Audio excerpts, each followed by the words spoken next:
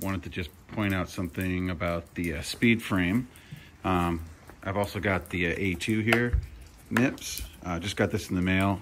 Showed up with a little crack in the bill there, which is kind of annoying, but I really like it. Super ventilated. I ride pretty hot. Yeah, I think it looks cool. Pink bike guys don't.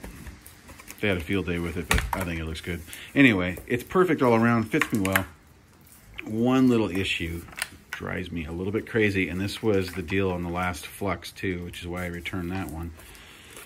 It's a little thing, but it bugs me. Notice the foam padding here on the MIPS goes back all the way.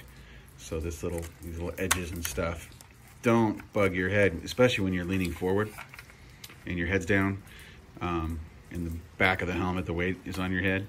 But here, I don't understand why there's just no padding. It stops right there. It's the back of your head. So my head, it'll rest right there, and I'll get this little disc hot spot right here too. So that'll rest on your head, on my head anyway.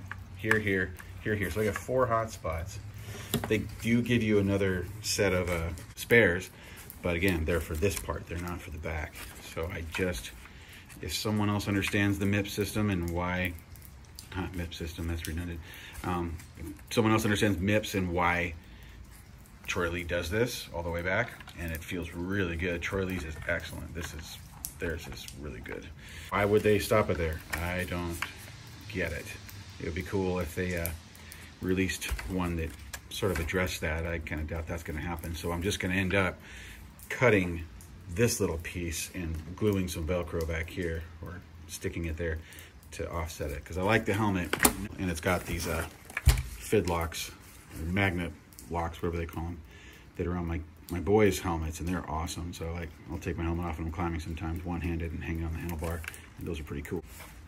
Anyway, just heads up if you're looking at getting one of these. It's pretty cool otherwise, and thank you.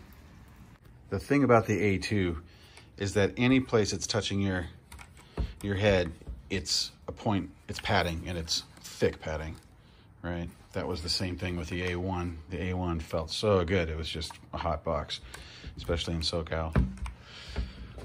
I love Fox helmets, but this is pretty thin. Pretty thin. And so any place that's actually where you're feeling weight on your head, it's like I said before, the hot spot here and here, but also you're feeling a little bit of weight right there on the top, like kind of front forehead. And then here, which is kind of weird, this part of the vent here doesn't even touch my forehead, and this part barely does. I mean, it feels great, it's really breezy, but I know me, and this is just gonna be drenching me, dripping right down, right on my forehead here. So in the end, it might be that fit brings me back to Troy Lee, just because of the padding. Crazy.